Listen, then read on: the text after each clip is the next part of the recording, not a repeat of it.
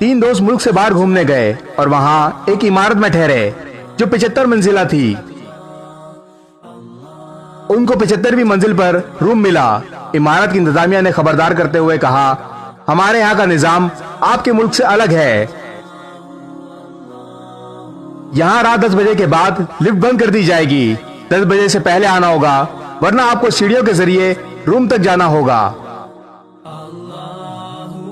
पहले दिन तीनों दोस्त सैरो सियाहत के लिए निकले, मगर 10 बजे से पहले वापस लौट आए। दूसरे दिन वो लेट हो गए और 10 बजे के बाद इमारत में दाखिल हुए। लिफ्ट के दरवाजे बंद हो चुके थे।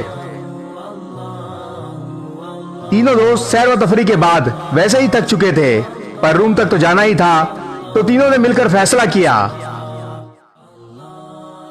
ऐसे सीढ़ियां चढ़ते हुए तो हम थक जाएंगे। हम बारी बारी एक दूसरे को किस्से सुनाते हुए चलते हैं। 25 फ्लोर तक पहला दोस्त, 50 फ्लोर तक दूसरा दोस्त, 75 पर पहुंचने तक तीसरा दोस्त किस्सा सुनाएगा।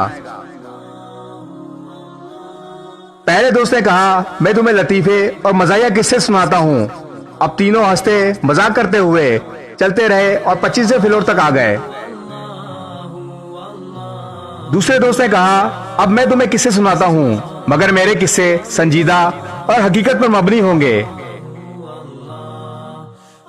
वो संजीदा और हकीकी किस्से सुनते हुए 50वीं मंजिल तक पहुंच गए। तीसरे दोस्त ने कहा, अब मैं तुम लोगों को कुछ गमगीन और दुख भरे किस्से सुनाता हूं, जिस पर सब मुत्तफिक हो गए। गम भरे किस्से सुनते हुए बाकी मंजिलें भी तय करते रहे, यहां तक कि तीनों थक हार कर रूम के दरवाजे तक पहुंच गए। दरवाजे पर पहुंचकर तीसरे दोस्त ने कहा, मेरी जिंदगी का सबसे बड़ा गम भरा किस्सा यह है कि हम कमरे की चाबियां नीचे इस्तकबालिया पर ही छोड़ आए। ये सुनकर तीनों पर गशी तारी हो गई, मगर दोस्तों, कहानी के अंदर की कहानी अभी बाकी है। बात अभी मुकम्मल नहीं हुई। इस किस्से में आपके लिए इबरत है। हम लोग जो कि अपनी जिंदगी के 25 साल हंसी मजाक खेल कूद में लगा जाते हैं, फिर बाकी के 50 साल तक शादी, बच्चे, रिस्क की तलाश, नौकरी जैसी संजीदा जिंदगी में फंसे रहते हैं। 75 साल की उम्र में बीमारियों, अस्पताल के चक्कर, बच्चों के गम और ऐसी हजारों मुसीबतों के साथ गुजारते हैं।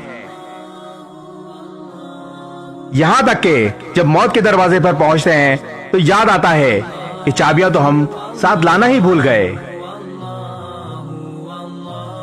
इस जन्नत की चाबी जिसको हम अपनी मंजिल समझते हुए ये जिंदगी गुजारते रहे,